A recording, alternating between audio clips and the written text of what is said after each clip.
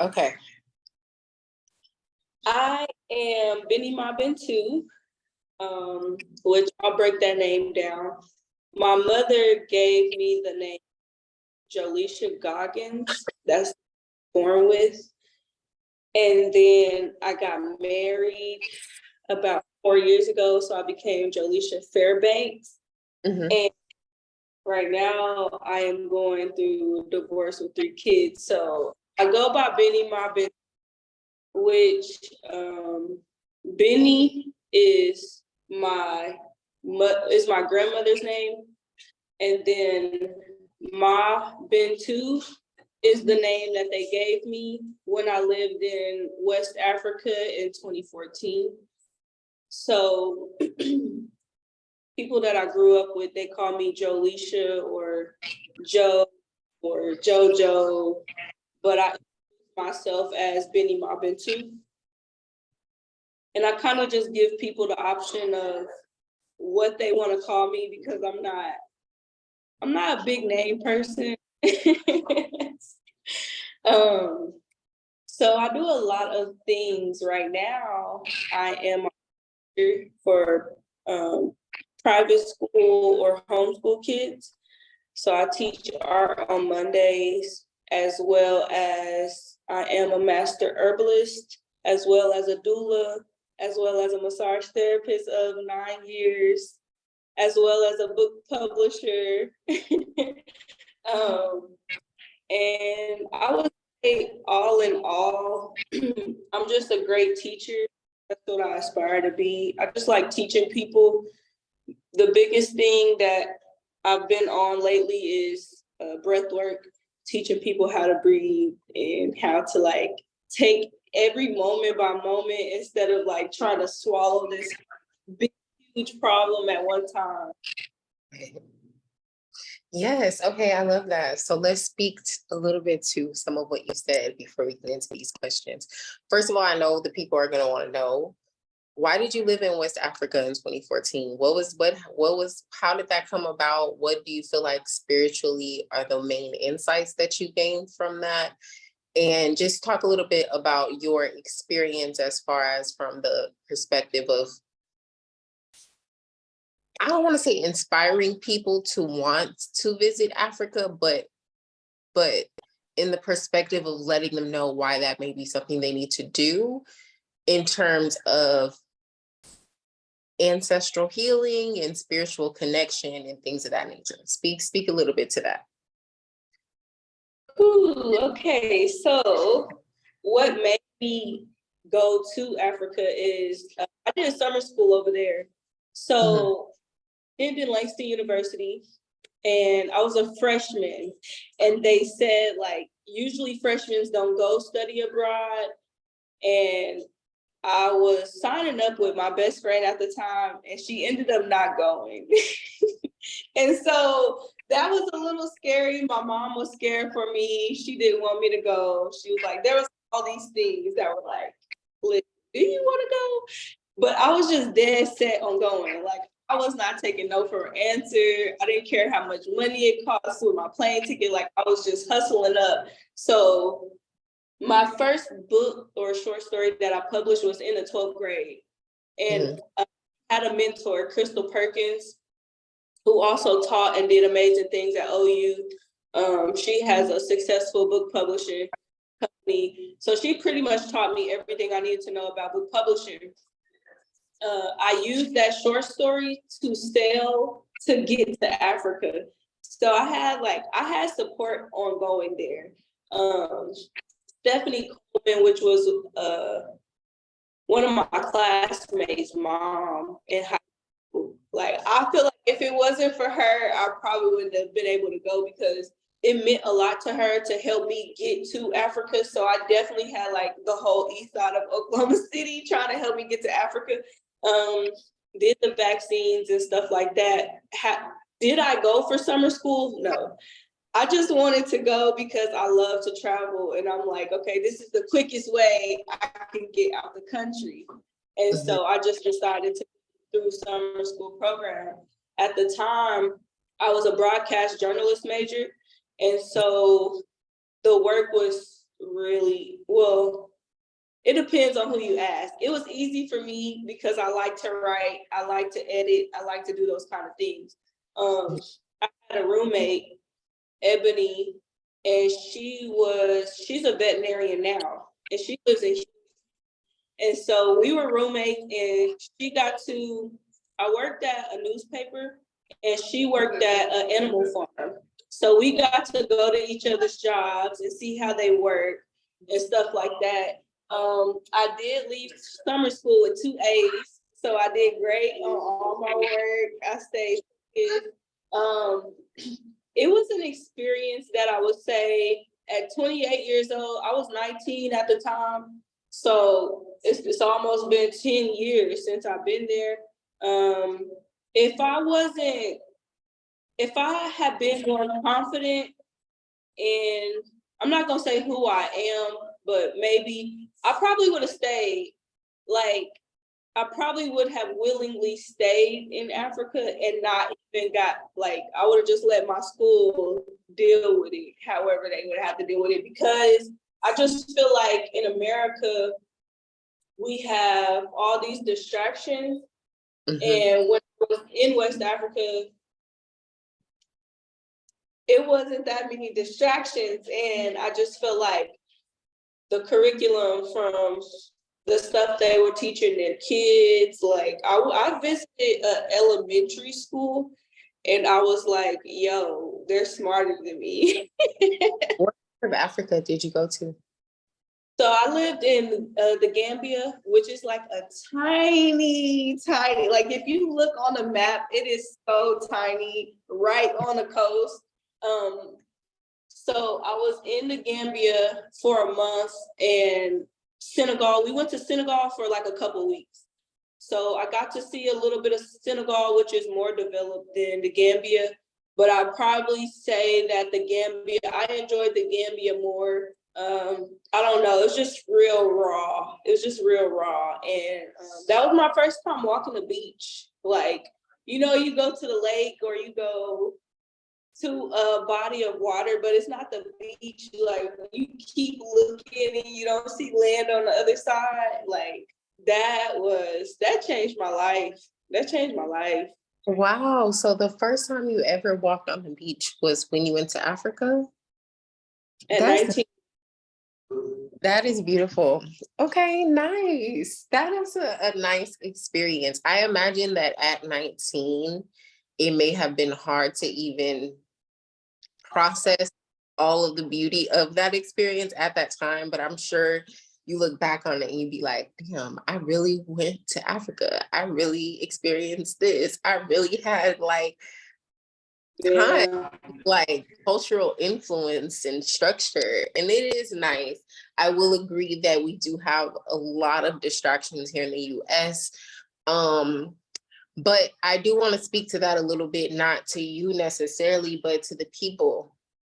Because as time continues on, as technology continues to progress, which it will, we have no other way but to go, but we have no other way to go but forward, right?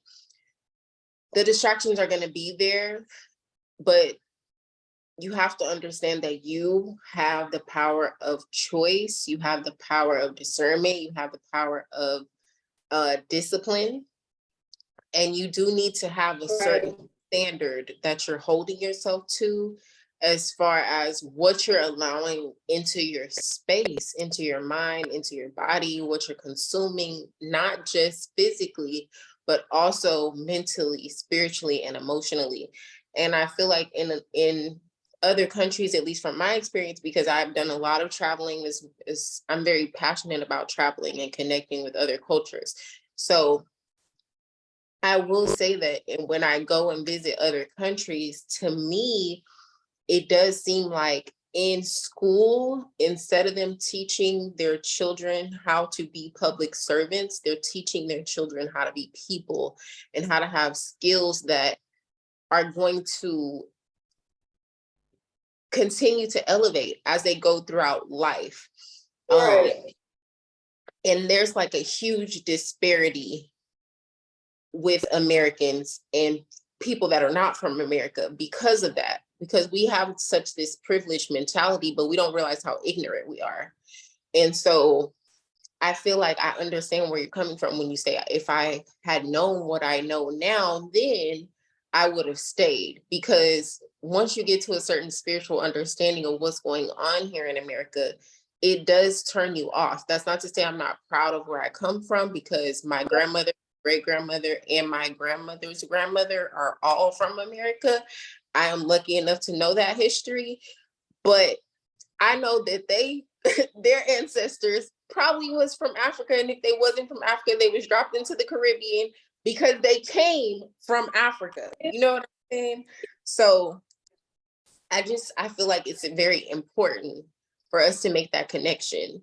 And what you choose to focus your energy into, because there's always going to be distractions. It doesn't really matter where you're at, but you have to be discerning. And like, I want y'all to be discerning, like heavy on the discernment. Yeah, like I came back to America literally and got pregnant. And so like that's what I mean by like distractions. I feel like if I had stayed over there where it was wholesome and different atmosphere for me, I definitely wouldn't, I probably wouldn't have 3 kids right now. Not to say that, you know, I'm mad about it, but I definitely probably would have been more strategic. It's like I came back to America and I slid instead of standing on everything that I have been putting into myself the whole time I was there. So like, that having this conversation just made me realize that maybe that fed into my postpartum depression. The fact that I was exposed to something, in my opinion, so great. And then I came back here and I'm giving birth at 20 with no support. And it's like, in my mind, I'm like, bro, I just came back from Africa. Yeah. And just so much with that. But back to what you said about just the ignorance. When I was in Africa, when I say everybody knew at least 3 to 4 languages on the low end, I'm talking about they knew like 7 languages. So like the older people, they knew Wolof, Mandinka, French, Spanish, English, like because they the people coming through and trading and doing business. Like my mom was like, okay, we say we not basic bees, but that's pretty basic, and I'm feeling basic right now. Girl, I'm telling you, like, as someone who has traveled from young, like from middle school, it's so crazy. Like almost any country that you go to, they're gonna know at least two languages, their native language and English, because for some reason, I guess because of American currency and how it backs a lot of the foreign dollars, for some reason, English is prevalent in other countries. It's just not the main language that they speak, but they know English, even if it's only just a little bit. We as Americans, majority of us, unless we have foreign parents, we only know English. And then in school, like Yale, they give you the option to take a foreign language class, but they don't show you how important it is. In other countries, they do. They show you how important it is to learn other cultures, to learn other languages, to be able to navigate the rest of the universe. It's like America is not the whole world, you guys. It's really not. All up and dispersed us over the world, we would be looking at each other like, what? I don't even know how to get anything from the grocery store because I can't even say banana. Exactly. It's crazy, but I totally feel where you're coming from in that. So let me go back to what you said a minute ago. You came back from Africa and then you got pregnant, you had a baby, right? And I'm sure you're thinking to yourself like, damn, I had so much opportunity. I had so much, like, the world was at my shoulders, at my feet. And now I just started having babies. And I'm gonna say this, I'm gonna offend somebody, and I promise y'all it's not my intention to offend anybody, but it's true. My mama had me at 19, so I know that when you have kids, when you're young, you have to give up certain dreams. You have to make certain sacrifices that people with kids do not have to make. Now, that's not to say that some people are not able to skate by that and still follow their dreams, but majority of people, if you don't have the resources or the support to have people be able to help you, you have to make certain sacrifices, and you're not able to sometimes take the path that you saw for yourself. And so becoming a young mother, I feel like it puts you into a position where you have to be more responsible, and you're not able to take as many risks.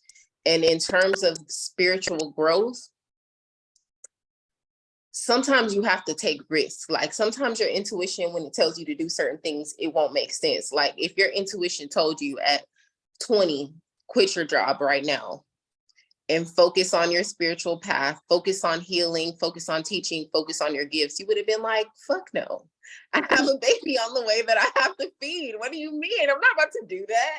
What do you mean? But now you see that if you would have done that at 20 and started what you started maybe 3 to 5 years ago, 10 years ago even, then, and built up like the momentum for it then, that it would have put you into a completely different position now. So I want you to talk a little bit about how you feel like young motherhood has not necessarily set you back, because everything happens for a reason. And I feel like that kind of put you into a different perspective when it came to your journey. But how do you feel like it took away your vision a little bit and distracted you from your dreams? That's a good question, because a lot of people may not want to hear it. Because I do believe in God's timing. However, me getting pregnant at 19, I would say it definitely set me back at least 10 years as far as my dreams go. It's one of those things where it's like it's a blessing and a curse. Because I know for a fact, one thing that people admire about me is that I never gave up on my dreams. Like on the outside looking in, I might have taken a break or slowed down, but I never stopped doing what I wanted, like never. So I would say my mistake in that the first time was, okay, before I went to Africa, I had a boyfriend. While I was in Africa, I made mental notes that, this is somebody I would cut it off with. This person was not good for me. Before I went to Africa, this person was just one of those, like, you know how it is when you fall in love with a thug, a gangster, them type. Love him to this day. He's a cool dude, just not a great partner. And so for me, the whole time I was in Africa, we did not converse. I probably talked to him maybe twice the whole month I was there. Like, so it's like, this is somebody I'm in love with.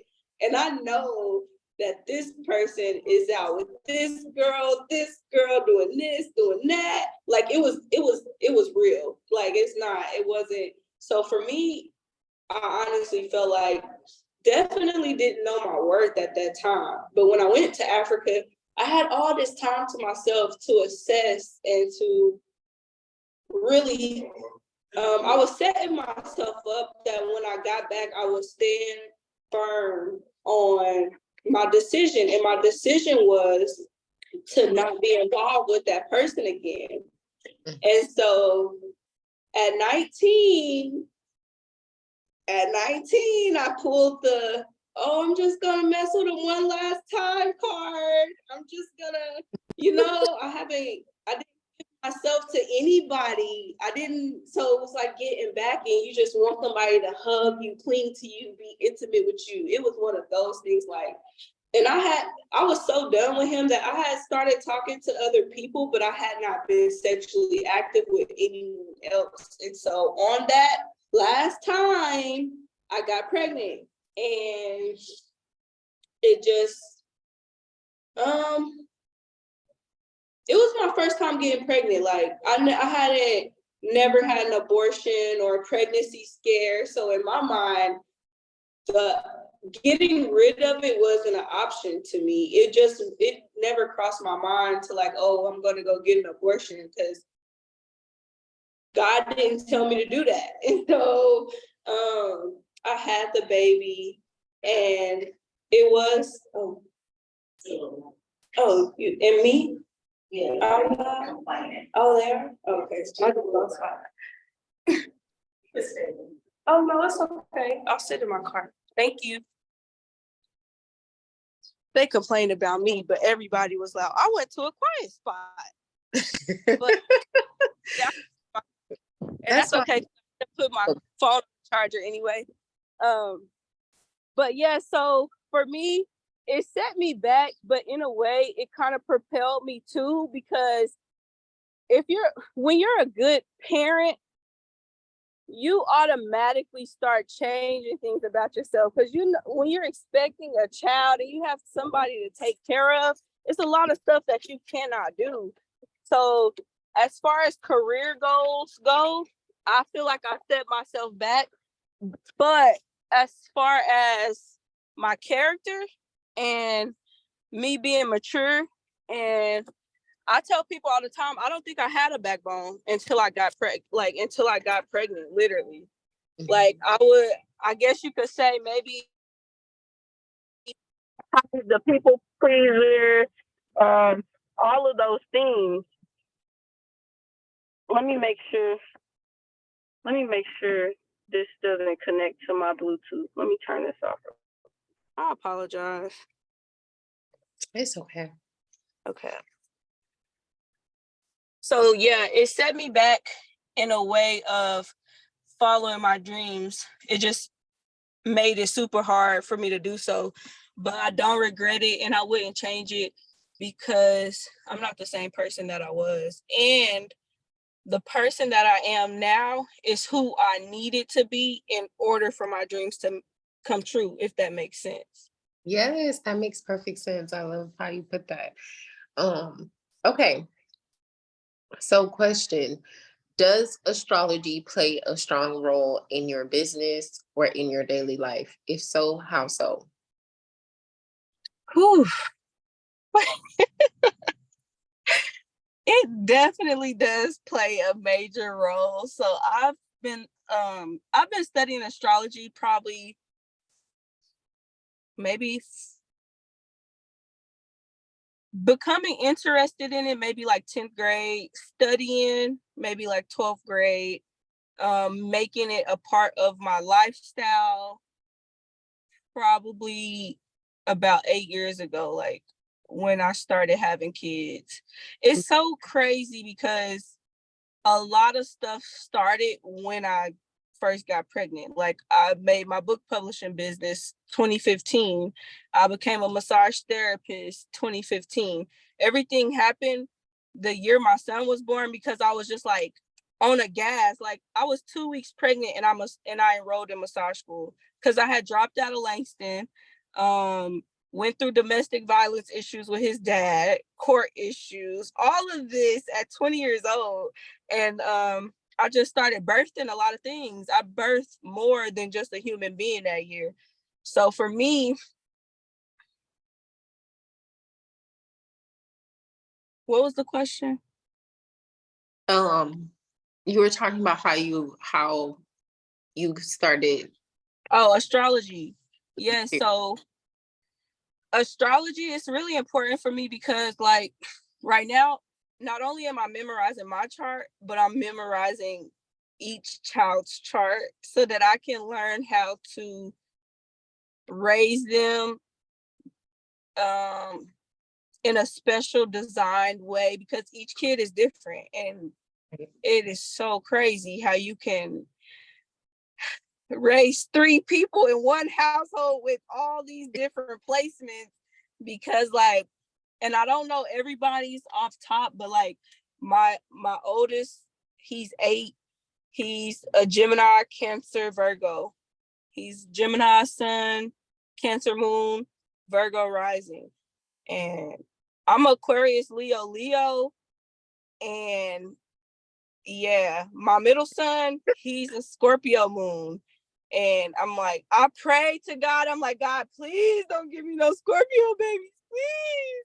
Because I was so traumatized by, that's what my child's dad is. He's a Scorpio. So growing up, I'm not one of those people who like, oh, X this zodiac, like, because I understand, oh, it gets so frustrating talking astrology with people because they're only, it's like the same thing. It's like knowing one language versus knowing 3. When you speak astrology to people, all they're focused on is sun sign because that's all they've heard. That's all they know. So when you're trying to talk to them, they come at you like, oh, that's fake. No, I can't believe you believe in that stuff. And it's like, bro, you literally have to look at your houses, your planets, your like, it's not just your sun sign. So I don't throw myself in debates. I try not to even have those conversations with people because I know they don't know enough to even have that conversation with me,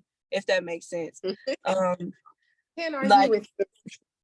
I feel you when you I feel that because even in this woke era that we live in, people, even the sun moon rising people, it's just like it's more than your sun moon and rising. It's because more they than think they know them 3 and they like, oh, I'm in there now. no, like it's way more than that. There's so much that goes into it. I have been studying astrology since I was 16 years old. I am 32 years old. Okay. Astrology is a huge aspect of my business. Those of you who have worked with me definitely know that. But let me tell y'all something. It's so much more than just even your natal chart. Y'all don't even think about the transits.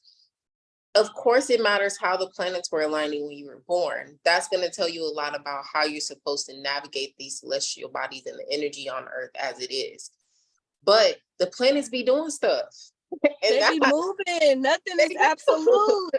And that has a whole other effect in your evolution and your journey and timing for things. So when we speak in terms of like doing readings and divination and things like that, you know, not to take credit away from anybody, but astrology is about the most accurate as you're going to get when it comes to predicting things like timing and political shifts and even like personal progression. All of that stuff is laid out, if not in your natal chart, definitely in your transits. So don't let me talk you into studying astrology, but do know that you need to add it and implement it to your life. It's important. All of the celebrities have astrologies. You can tell, astrologists, you can tell by the timing that they drop videos, the timing that they drop albums, the things that they wear on certain performances, like all of that stuff goes into gematria and astrology. If you don't know what gematria is, look it up because this video is not about that. Make a whole separate video talking about it for y'all, but that's basically essentially what they be working with. So just know astrology is science. It's not just this woo-woo thing that like only spiritual people study. It is science. It is the study of the motion of the planets. Okay. If you are not studying astrology and astronomy, you're missing out on a huge part of your connection to the universe. Running around in circles trying to figure out where you're going wrong. Like I realized that once I caught my rhythms of like cycles, like, okay, cool, now I know I'm supposed to be focused. I spent years focused on career in house when I should have been working on speaking up for myself. I should have been working on removing toxins from my sacral chakra. Like I should have been doing other stuff. It's like we want the end result, but we don't even know what it takes to get to that level. Mm-hmm. I've been beating myself up like all week because I do my homework. So I have this thing, it's called astrology homework. and it's like a side gig. It's not developed right now, but it's something that I do for myself. And then when I master it for myself, I'll be able to do it for others. So like my close friends and family and my children benefit from it. But every new moon, full moon, those are my checkpoints for now. So new moon, full moon, retrogrades. That's where I start, because astrology is just so broad that I had to pinpoint certain things so that I can make sure I at least stay on track somewhat. Yeah. So I have not done my homework this week, and I've been sliding, and I don't like that. I don't like just sliding. I don't like I need to know what's going on so that I can, when something is presented to me, then I can say, okay, yes or no. This is a good time for it, or this is not a good time for it. So when you don't know what's going on in the sky, which we come from, then it's like, are you really listening to your heavenly Father? Because you don't, the hints, the clues, everything is right here. And that brings me back. Somebody had made a status that said the white man created their heaven on our lands and pointed to the sky. And I really feel strongly about that. I mean, on one hand, like I get what they were trying to say, because like in terms of like colonialism, that's true. Like they did do that. But from a deeper perspective, if we really think like that, then that just puts us into a prison of hell and like duality. When in reality, like that's why we're in the position that we're in now. I'll give you a perfect example. I had watched the movie last night, The School of Good versus Evil.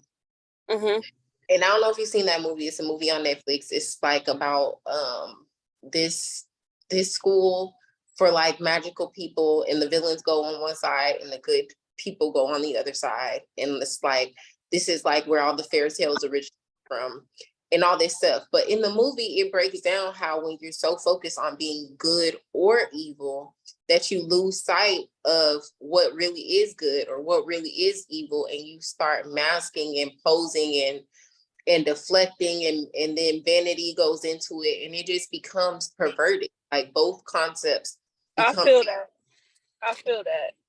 And I feel like in that movie, I was getting a spiritual download, because I'm like, this is what we do every day. Like everybody is always so focused on ego versus shadow, black versus white, this versus that. At the end of the day, we can fuss and go back and forth all day about the fact that our ancestors were enslaved for 400 years, but we will not do them any justice in allowing that trauma to imprison us. They want us to rise up. They want us to change things and be the change that they wanted to see. So if we're so focused on pointing the finger versus taking action, nothing is ever going to happen. And I feel like when you get so caught up in the dualities, and it's not just black versus white, it's ego versus shadow, it's black versus white, it's good versus bad, it's pretty versus ugly, it's makeup versus natural, it's natural body versus surgery body. Like, yes, oh my gosh, it's so much. And that's the distraction. That's the distraction. Like, exactly. That's exactly what I was getting to. It's all a distraction, because at the end of the day, you're supposed to figure out how to merge all of these things to work for the highest good, because it all exists for a reason, all of it. Now, and I'm not gonna lie, it's very unfortunate, because I love white people. However, I still struggle. Like, I'm not gonna lie, like, don't let me be having a bad day and I see a middle-aged white woman in her fat truck with her big wheels having something that I dream of, and I'm like, how did you really get that? Did you work for that, or is don't do that stuff though. I mean, I get it, because I have my own issues with white people. Like, I love everybody, all people, but Yeah. I do like white people struggle to take accountability for what they did. to our people. And then anytime we try to talk about our struggles, our trauma, the way that it's harder for us to get on top, they try to deny it. I don't like that. Yeah. And you know what? I'm glad we had this conversation because I don't want to think about that. I don't want that to be, I feel like once we reprogram our minds, like, I don't want to look at her and be like, how'd you get that truck? Because I've already manifested what's for me. And maybe it's because I don't have what I desire yet. That is a problem. I don't think I would feel like that if I had everything that my heart desired. And I honestly feel like that's a hindrance from getting what I want, is by even thinking like that.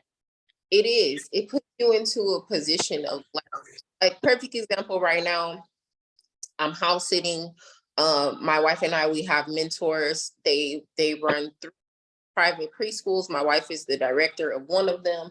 And they have a beautiful home, like pool in the backyard, hot tub, nice yard, like everything that you could ever dream of, right? Like kids' rooms decked out, like everything that you could ever dream of in this home. And I knew, like years ago when we first met them and we would come over here, I used to feel like, damn, I will never be able to experience this. Like, this will never be my life. Like, I wonder how long did it take to get this? How did this happen? Like, they must have had like parents that could invest in this and, money, inheritance, and left behind. And then it's just like getting to know these people. I got to see how hard they worked. And granted, they may have had some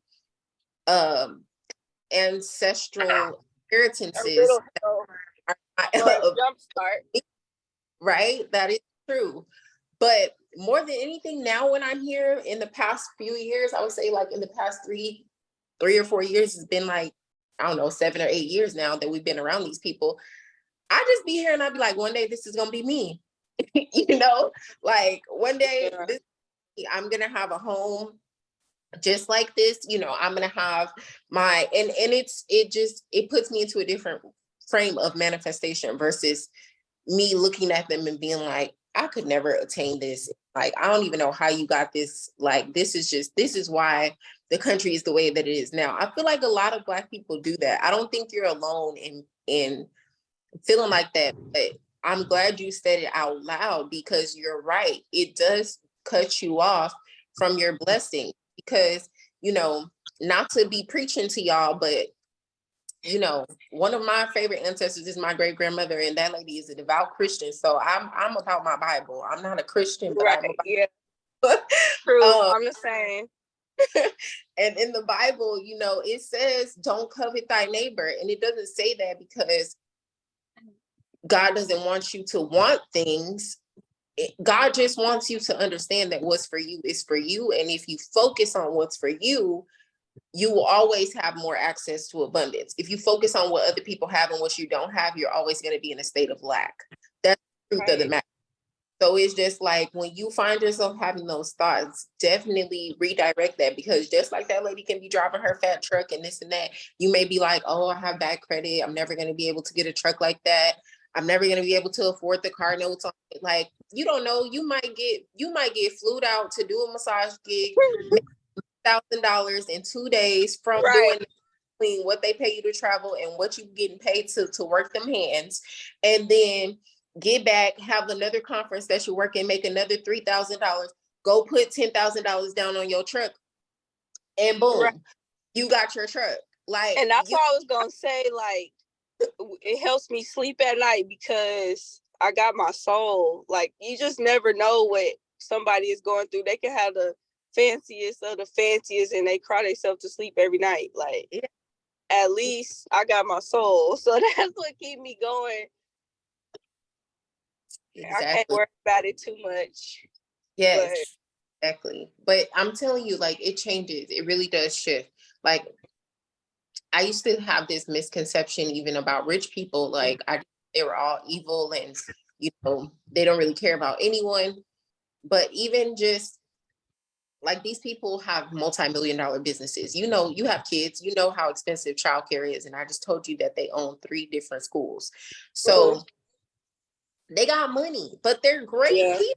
Like their hearts are just so pure. They're always willing to help. And like, you know, you just never know. Like you just never really know what type of people are just because of their financial situation. Like a lot of my own family, their financial situations suck.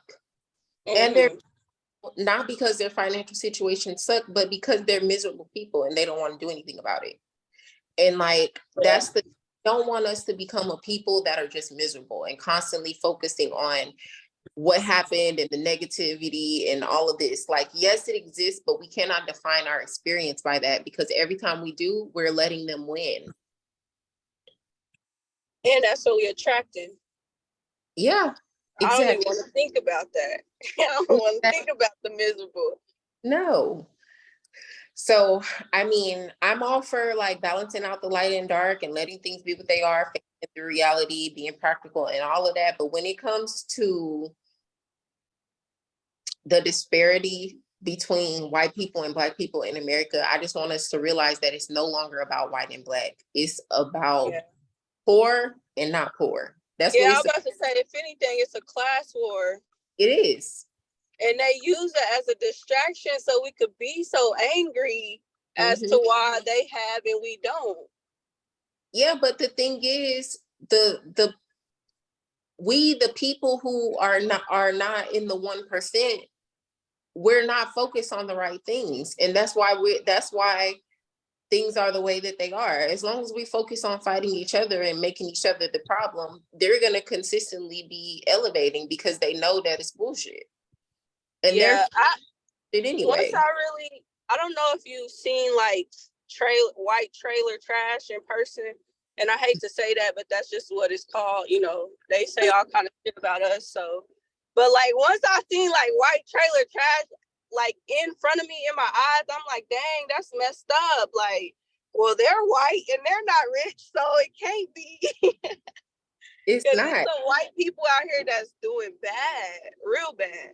Yeah, it's white people, just like it's Black people that can't feed their kids, that don't have nothing to leave their parents. Like, so once we realize the reality of that, and the reality also of the fact that during times of slavery, before America was colonized, slavery existed, and there were white people who were enslaved. Like it existed in most countries across multiple different continents.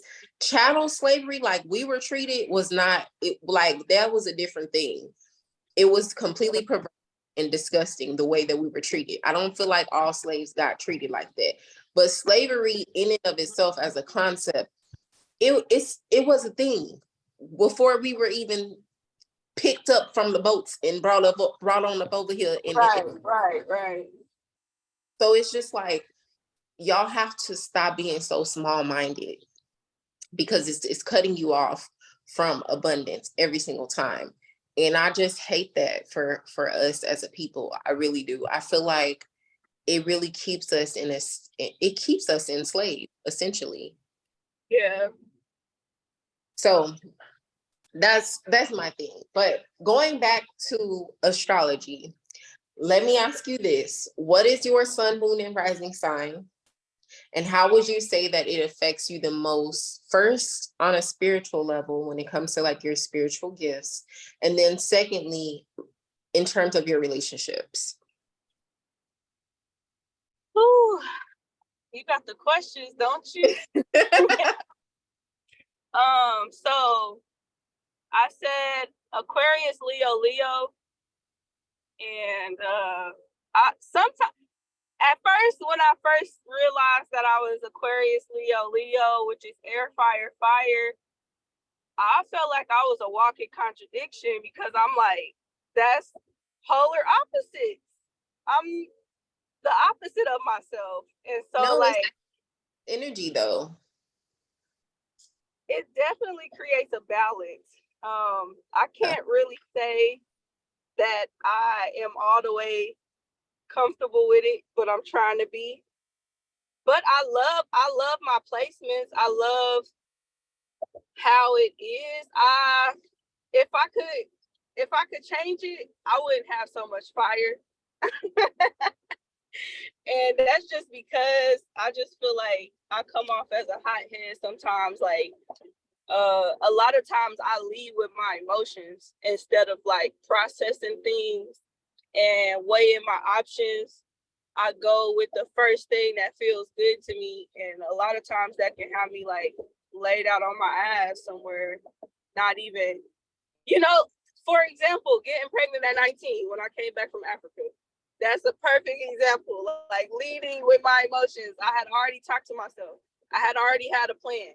Then I came back and it was just like, oh, because I felt something, now I erase everything that I could have a whole notebook full of notes. And because my feelings say do this, that's what we going with.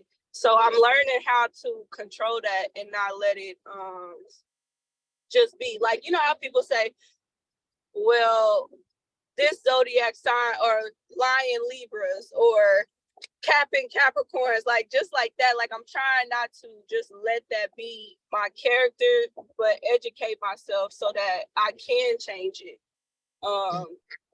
As far as relationships with people, I would say I do a pretty decent job.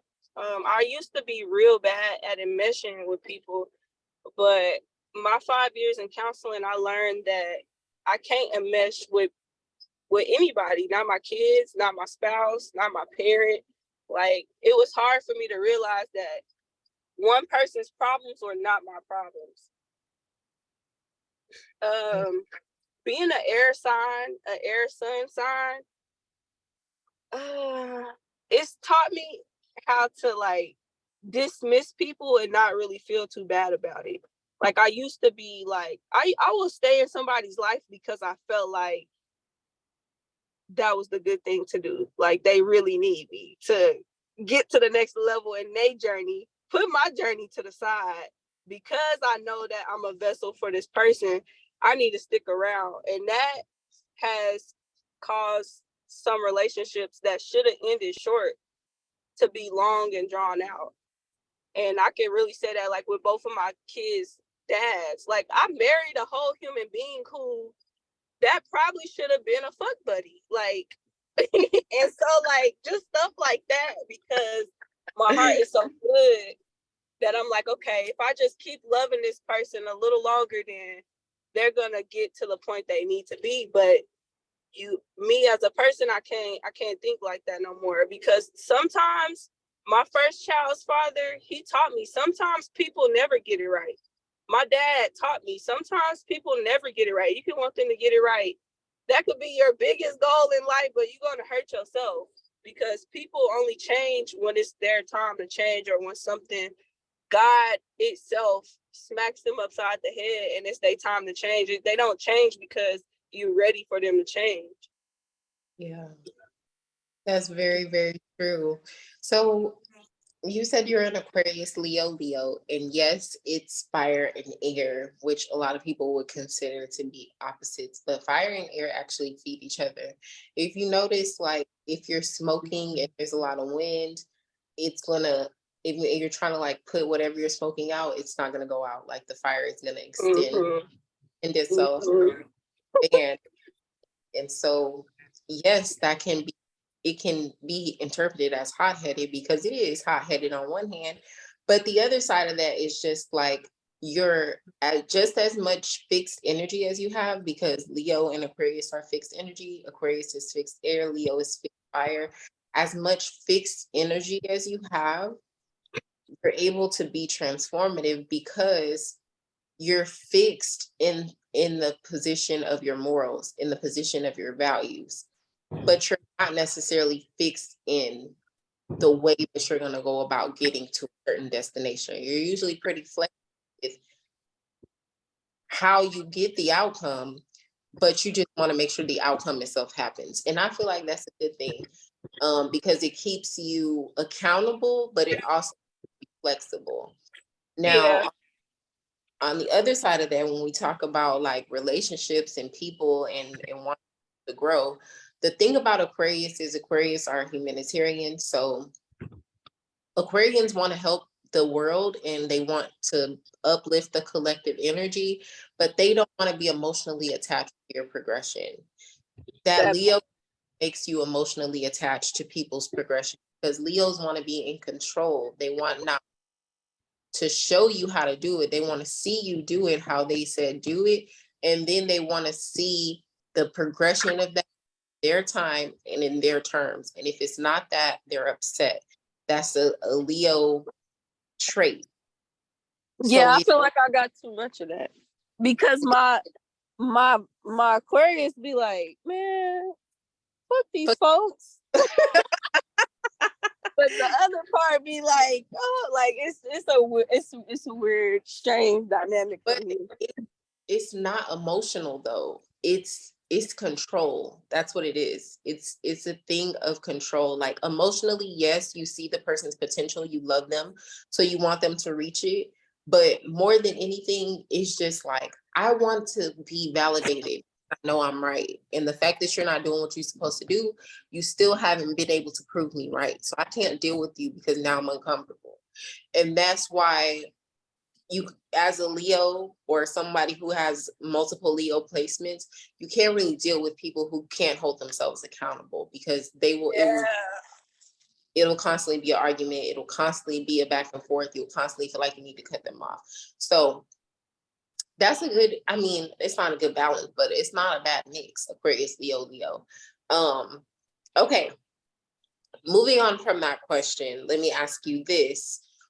What did you struggle with when you first started your business? What do you feel like you struggled with the most? And is it the same as it was in the beginning? Are you struggling with the same things or has it changed now? Ooh, that's a good question. I feel like I would say I struggle with the same things as far as trying to be, I call it the Joe of all trades. Because I'm so good at so many things, but that causes me to spread myself thin. And so I'm always figuring out like, okay, what am I gonna like? Book publishing has been back on the back burner for a very long time, just because massage therapy has been the thing to pay my bills. Now, in a perfect world, I would be massaging when I want to, not because I need to pay for something. My passion, my real desire is, and this is what God told me, and this is how I know I'm working against myself sometimes, because God told me that I would be a best-selling author. That's what I feel is that I'm supposed to be doing. And so me not writing is kind of like,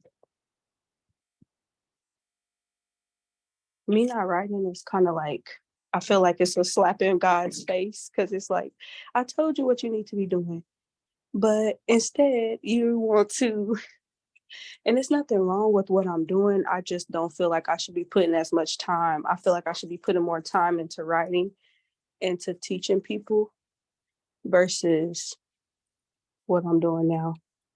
Sorry. No, that's okay. I feel you. I totally get that because sometimes that's just how it be, you know. I went to massage therapy school, I want to say in You 2017. email me the flyer? I didn't get it. And then I really was like working a whole bunch of events. I was doing a lot of like traveling to do massage and all of that. And I love massage, but Spirit just started pushing me into a place where I just was doing a lot more readings. Like readings really just started to take over my business, whether it was astrology readings, whether it was coaching and courses, or whether it was actual divination sessions. Readings just started to take over my business. So now massage is something that I do when I want to do it, because I still have the credentials and qualifications to do it, and I do love it. but it's not my main source of income. And I even be telling myself sometimes that I don't want reading to be my main source of income, because I want to be more of a teacher and a facilitator than just a diviner. But Yeah, it's me too. that's what I end up doing with my clients. And every time I try to take a step back from offering myself up for one-on-one services or offering coaching plans or anything, like anytime I try to like take energy away from that, spirit just floods me with clients that want that energy. So it just redirects me that, okay, this is what God wants you to be focused on right now. This is what spirit wants you to put energy to. So just do it. And surrendering to that, it changes everything. So the fact that you're aware of it, but then you don't surrender to it, it's just you operating out of survival mentality. And it takes time to unravel that and to like turn it off of autopilot, because it is autopilot. It's just like, if I don't work, I don't eat, my kids don't eat. If my kids don't eat, we all gonna be in trouble. Yeah. So And it's just like, massage is one of those things where you want to be able to, well, I do it anyway. I pick and choose who I want to massage. I'll turn somebody down in a heartbeat. I just did it the other day. But like, it's just one of those things where I don't want to feel like I have to do it. I want to pick and choose. Like, I want to really do spiritual work with people who really, know what they want, and they're not just trying to just rub my feet, which is cool. I just don't want to do that. yes, exactly. That's exactly it. It's like understanding the experience that you want to have and being able to base your clientele around that, instead of just taking any clientele that you can get. Like, I don't want to talk to people who want to ask me about the same man 550. I don't want to Told them what they need to do already. like, right. I don't want to talk to people who just, you're going to keep asking me why you can't find a job and you're not applying yourself to actually find a job. I don't want to talk to people who are telling me, oh, I can't find any friends, I feel stuck. And then I'm giving you spiritual things to do to break up that space and you're not doing it. Like, I don't want to talk to you. I don't want to be a pill, a pain reliever, a soothing cream. Okay. I want to be a catalyst in your healing. I feel like it is my duty to be a healing force. I will never say that I healed you, because I do believe that we all heal ourselves. Right. We just come and assist us in that. And so I don't want to talk to people who don't want to heal. I don't want to massage you. I don't want to have a reading with you. I don't want to interview you. I don't want to create a coaching program for you and go through it, because at the end of the day, you may pay me money, but I'm not, my work is not showing in your experience because you weren't ready for it. And I don't want that. A lot of people, I feel like it's important what you said. Like, healers are not created to heal you. They are created to show you what to do to heal yourself. And so we get a lot of that, and I just don't be having time for it. I really don't be having time for it. Like, if you like you said, if you're not gonna hold yourself accountable, it's nothing I can do with that. That's gonna give me a headache and Yeah, drain my. exactly. And I really feel like that's some Leo energy type of stuff, like heavy on the Leo energy, because I'm a Leo moon. And Okay. like at this level, I don't care what you do. Like, I'm a Capricorn. If it's not feeding, fucking, or financing me, I don't care. Like, I really don't care. Right. But when you take it a little bit deeper, and I actually do care about you and I love you and I built a relationship with you, whether you're my friend, whether you're my client, whether you're my wife, my family, whatever the case may be, I care about you as a person. So I care what you do. And if I'm not going to sit back and watch you destroy your life, and I'm not going to sit on the phone and listen to you talk about it either. I don't want to talk. Yeah. I don't want to be bothered. My Venus is in Cap, and I feel like I can relate, because I'm like, man, if you're not, what are you doing? What are you doing here? You're not trying to have no man that's not trying to help you out financially, support you in some type of way, help boost or benefit your business. If they're not helping you grow in terms of public authority, finance, and self-love, you're not checking for it. Right. It's Capricorn shit if I heard anything. Now, me, a Scorpio Venus, be obsessed with me and I love you. Like, that's all you have to do. Just be obsessed with me. That's all you have to do. If you're obsessed, I'm obsessed, we're obsessed together. Like, that's just Yeah. Yeah. that goes right back into everything. Does not boil down to your son. It just doesn't. But really and truly, that I really feel like that's some Leo type of. My grandmother is a Leo. We do not get along, but I feel like a huge part of why we don't get along is because of the relationship that she has with my mother. And the reason she has with my mother is because my mother is her oldest child, but she is the wild child. She do what she want to do. She will not get her shit together, and they just And the Leo can't control it, so it's a yeah. problem. She's not like she's always been hardworking. She don't smoke. She don't drink. She messy, but she's not like my mom is a wild child. Like when I say a wild child, I mean a wild child. So they're like complete opposite. But my grandma just can't understand why she can't get it together. And so I feel like she resents her for it. And because I'm her child, her only child, and we're still close, me and my mama, she resents me too. And so I'm just like, it is what it is.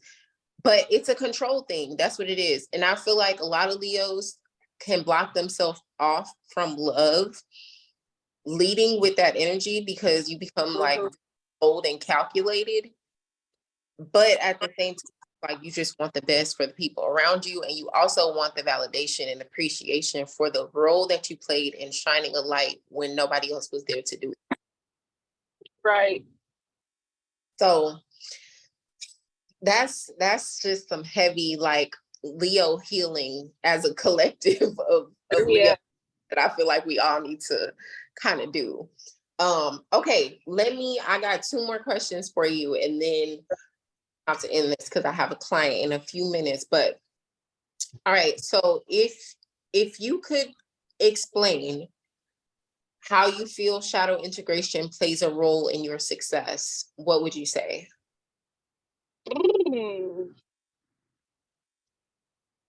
I would say, when it comes to like shadow work, I probably the first time I heard somebody say like, you gotta learn how to father yourself, I was like, damn, that's kind of deep. Like, how can I father myself and I'm just a young woman? But I would say me learning how to father myself has been a journey, because my dad is alive, but my dad is choosing to hold a grudge because I said one mean thing to him. So my dad has not talked to me in 2 years because I said this one mean thing to him, even though, he was a pimp my whole childhood and was in the streets and doing all these things. He's always put money before anything. So like, do I still love my dad? Definitely. At one point, that was my best friend. I was his favorite kid. And so me saying that one thing, I realized some people are just like that, which I don't beat him up. I care. I wish it was different, but I had to learn how to be that person for myself. And I had to realize that it's not about being a man or a woman.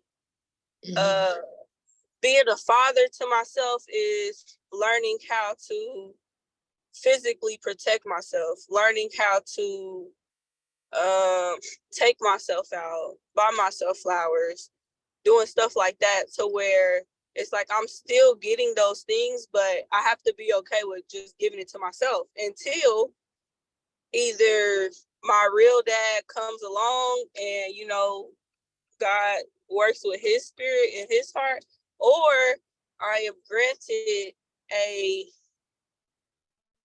different earthly father, which I'm a strong believer in that, because a lot of people I call my family, they're not my blood, and they go way harder for me than my blood ever will.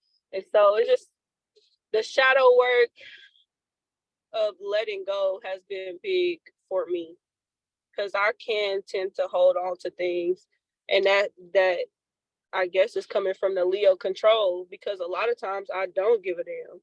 But if I'm having a bad day, now I'm like, damn, my daddy ain't there for me. Blah, blah, blah. So yeah, the shadow work, and I would say that being a mother and a father, because my mom raised us four by herself. And I'm gonna try to keep this short, but how I talk to my kids and the things I do with my kids, that to me is shadow work, because I'm always reminded like of how my mom was, and my mom was a great mother, but there's just some things, you know, we want to do differently in our own parenting. And I do a lot of work with my kids. Like, we always painting, we always outside, we always at the library, we always at the park, versus my mama, she would work and come home, and we probably get lucky to play in the front yard. But and that was her. Like, she still kept us safe. She still kept us fed. But we didn't really get to experience just exploring. And that's big to me. So that's what I do to cater to my shadow work in my childhood self. Okay, nice. So inner child healing, inner teen healing, connecting with your inner parents to kind of break up some of that stuff that has not been done properly and redo it for yourself definitely plays a pivotal role. So I feel like that. Okay, last question. How do you avoid and identify energy vampires? Can you read the question again? How do you identify and avoid energy vampires? Ooh.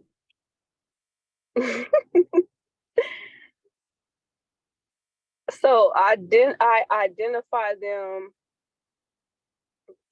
It's not hard to identify energy vampire. It's usually the people that are just kind of down all the time. And sometimes some energy vampires are real good at putting on a happy face, because I feel like that was my ex. Like, he played a good game for a long time, to where I thought he was a really positive person. He even was able to help me out of some dark times. However, those people that are good at putting on a happy face, they're putting on those faces because they know eventually that face is going to come off. So you got to kind of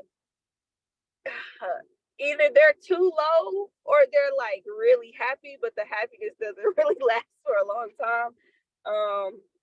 And usually, to me, I pay attention to like people's diets and what their daily activities are like, which people are different. So you just kind of gotta, people that are in the house all the time in the dark, because that was me. And shoot, I wouldn't say I used to be an energy vampire, but my energy wasn't the greatest. So I was going through postpartum depression, sitting in the dark, like I wouldn't even open my blinds. So stuff like that. How do I, did you say avoid them? Mm-hmm. I give everybody a chance. Like, I give everybody a chance, because even an energy vampire, I'm not gonna say it's not their fault, but sometimes people have hurdles and stuff they have to go through. Sometimes maybe that energy vampire came from two parents that were energy vampires. Like, so I like to give everybody a chance, because sometimes people are not set in their ways, and sometimes they just need you to hold up that mirror for them and be like, hey, dude, I don't know what's going on with you, but you're gonna have to figure it out. And so if they don't make changes, then I'm out. I'm just out. I was just like, I could be this person one day, I could talk to you for a week, but like the moment I feel like it's starting to affect me and my mood, then I gotta move around. Cause one, I love myself hella hard, and I got 3 kids, so I can't try to help somebody that's always down, and then that energy stick to me, and now I'm bringing that home to my kids. It just don't work like that. So, but I do it with love. Like, I don't just drop people on the head and just be like, oh, you on your own. I give them my assessment. I tell them what I see, just like a doctor would. This is what I'm prescribing to you, and I'm out. I might see down the line, you might not be an energy vampire no more. We might be friends 5, 10 years from now, but while in this dark phase, I can't do it. But you pick your battles, because there are some people like that's the same for me. Like if I'm feeling down, people have a choice.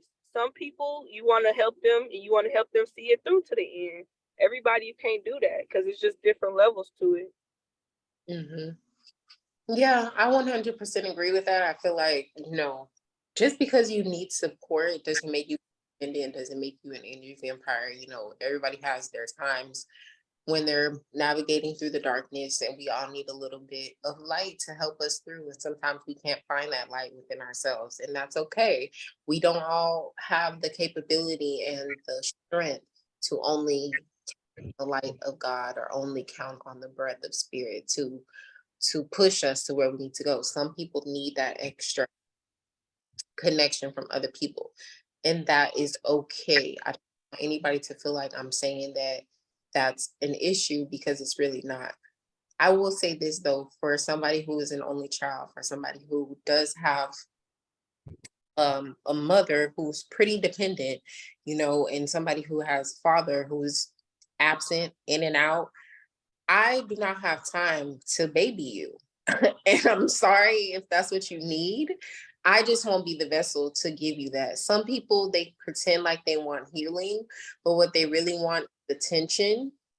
And for attention, I can't help you, because I'm not going to give you my attention nor put my intention into you in vain. I'm worth more than that. So when it comes to avoiding energy vampires, for me, once I see that you're full of shit and you're just trying to siphon my light, siphon my energy, you want attention, you want me to be a soother for you, and you're not about the shit that you say you really want, stop talking to me about it. I don't want to hear it. I don't want to be around you. Like I don't want anything to do with it, because what it's gonna do is gonna frustrate me and make me sicker than it's making you. And I don't have time for that at all. So I 100% feel where you're coming from with that. I want to thank you so much for the time to do this with me today. I always end with postcards from spirit. I pulled yours out earlier, so I'm going to read it to you. Before I read that, is there anything else that you would like to add or tell the people? And then tell them one more time where to find you, like your social medias, if they want to follow you, if they want to book your services, etc. So right now I'm pretty much on Facebook and Instagram. Instagram, Bennie's Peace and Wellness. On Facebook, I am Bennie's Peace, and that's BENNIES. And anybody can text or call me any day at 918-873-0250. If you're, I do a lot of work, Oklahoma, anywhere in Oklahoma, anywhere in Texas. But I travel the world with my work, so especially if the pay is good, I'm on the way. I don't think I have anything else. I really enjoyed the questions that you had to ask, and I'm just thankful that you decided to choose me for your platform. Of course. I've been wanting to connect with you for a while. This was a great medium to be able to do it. So I'm glad that you were open to it. Okay, your postcard from Spirit says, "Dearest you, we have a secret to share with you. If you act as if all is well, it will be. Act as if you are brave and you will have courage. Act as if you are loved and you will be a magnet for love and experience the love of spirit.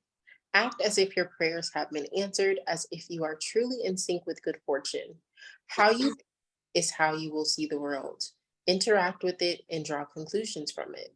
If you want to be the person who has the life you want, co-creating and loving what is yours, you need to start acting as if that were the truth. Don't worry about the conditions in your life that seem empty or cavernous, chaotic or barren. These are temporary and don't even count. Defy them and act as if you're the luckiest person on the planet. You will be, for you already are. That's the real secret. You are infinite potential. Loving you so much, rainbows explode in the ether. Ooh, that was a good one. I like That that one. I will send you a photo of this so you can read it back to yourself. And again, thank you so much for your time today. You guys make sure that you go and follow her. If you are in the Texas or Oklahoma area, make sure that you do contact her for her services. She'd be everywhere, and you will see if you follow her she'd be everywhere, especially with the art and the massage. So hit your girl up. Make sure that you like, comment, and subscribe. Every Thursday, we are going to be dropping a new spiritual investment session until I run out of people to interview. And we will be having these conversations about spirituality, astrology, growth, motherhood, birth, inner child healing. Wherever the conversation may go, it definitely will come back to a spiritual context. So I hope to see you all here next Thursday. And until next time, Bennie Ma, I will talk to you later. Peace.